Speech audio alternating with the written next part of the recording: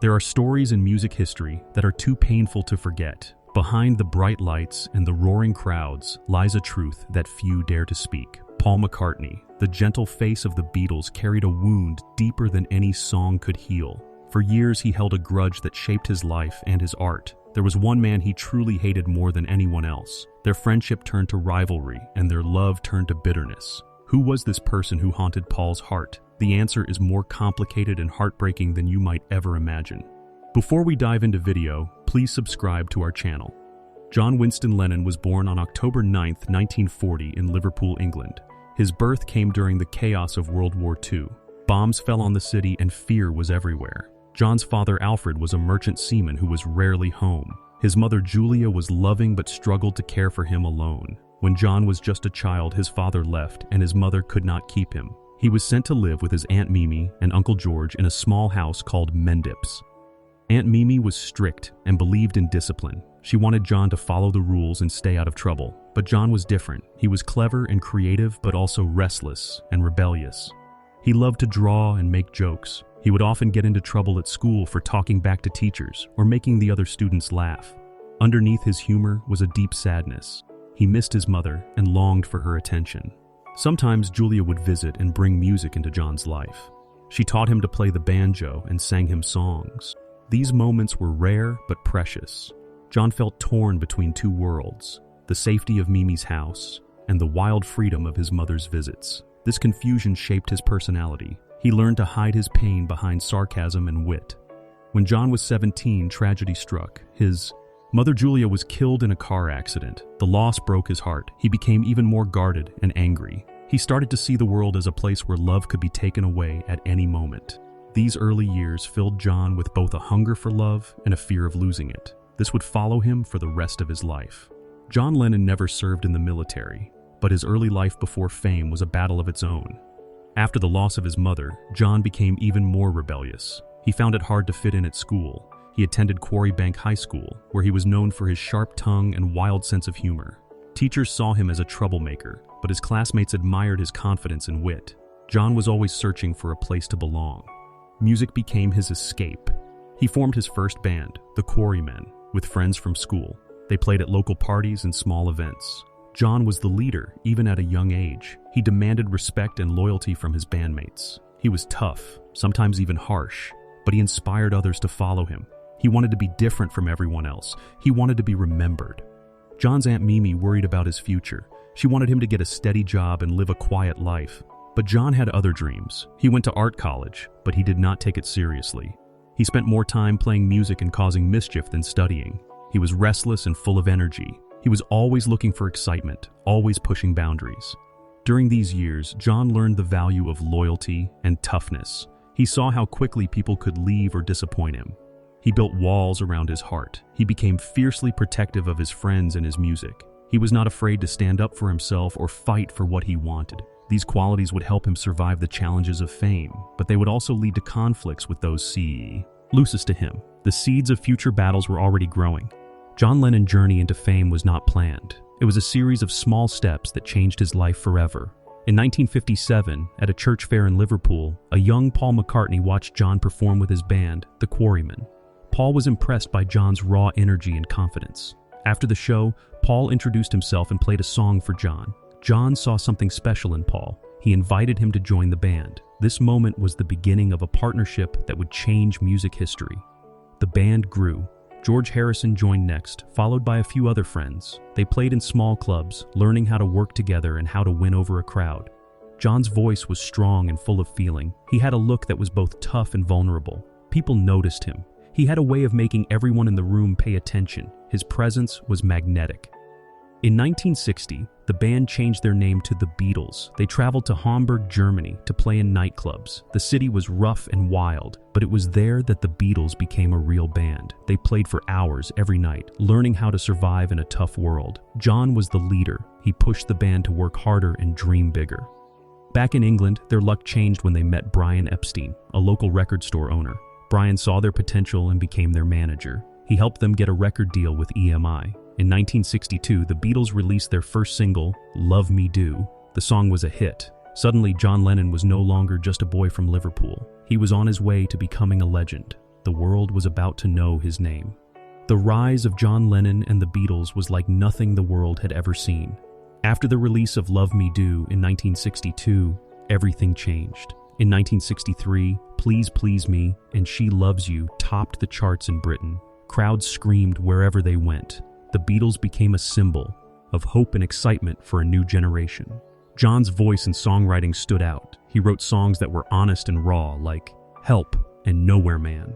His words spoke to people's hearts. In 1964, the Beatles arrived in America.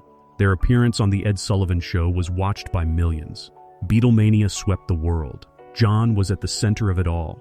He was witty in interviews, sometimes sharp, sometimes funny. He was never afraid to speak his mind. People loved his rebellious spirit. He became a hero to those who felt different or misunderstood.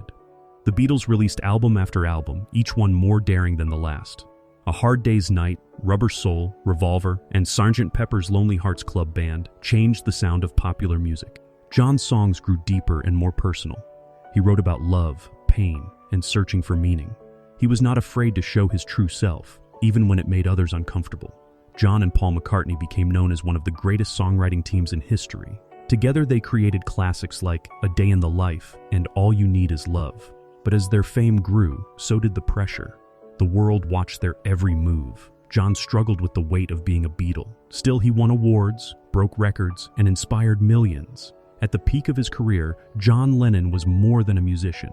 He was a voice for a generation, a symbol of change, and a legend in his own time.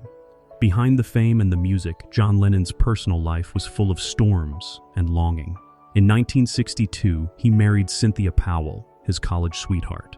Their son, Julian, was born in 1963, but John was not always present. The demands of fame and his own restless spirit kept him away from home. Cynthia often felt alone, raising Julian while John traveled the world. John loved his son, but he struggled to show it. He once said, "I regret not being a better father. I just didn't know how."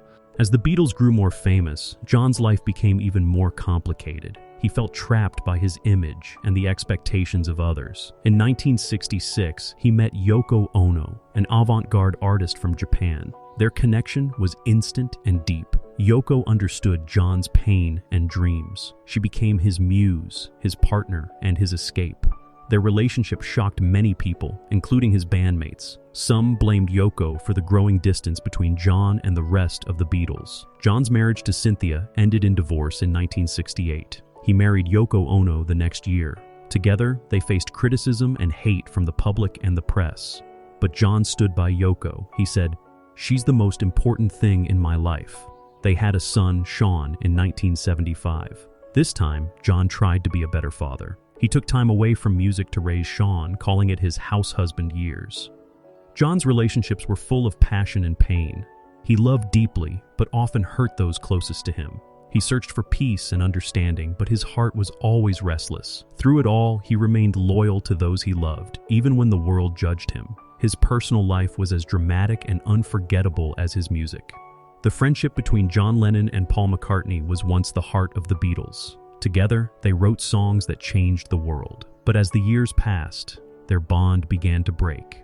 The seeds of conflict were planted by fame, pressure, and creative differences. John wanted to push the band in new directions, exploring deeper and more personal themes. Paul wanted to keep the music accessible and polished. Their visions clashed again and again. The arrival of Yoko Ono made things even harder. John brought Yoko into the studio, breaking the unspoken rule that partners stayed away from band business. Paul felt pushed aside. He once said, "It was like there were suddenly two Johns in the Uri Chou Sahia song. And I was losing my friend." The other Beatles felt the tension too. Arguments became common. Recording sessions turned cold and bitter. Money and business also drove a wedge between them. When the Beatles' manager Brian Epstein died, the band struggled to agree on who should take charge. Paul wanted his new in-laws to manage the band's affairs. John disagreed and chose Alan Klein, a tough American businessman. This decision split the group even further. John accused Paul of being controlling.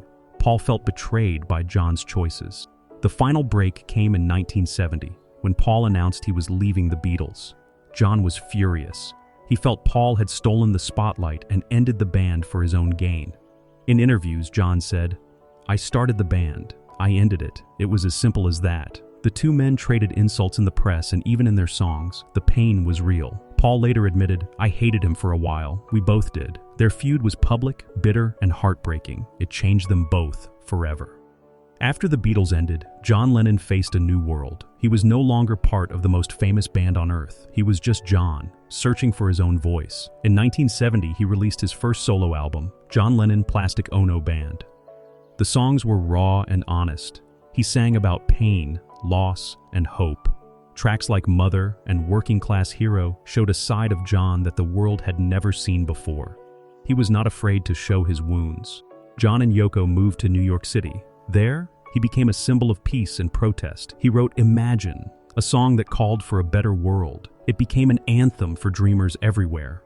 John spoke out against war and injustice. He marched in protests and used his fame to fight for causes he believed in. Some people loved him for it. Others saw him as a troublemaker. As the years passed, John struggled with fame and his own demons.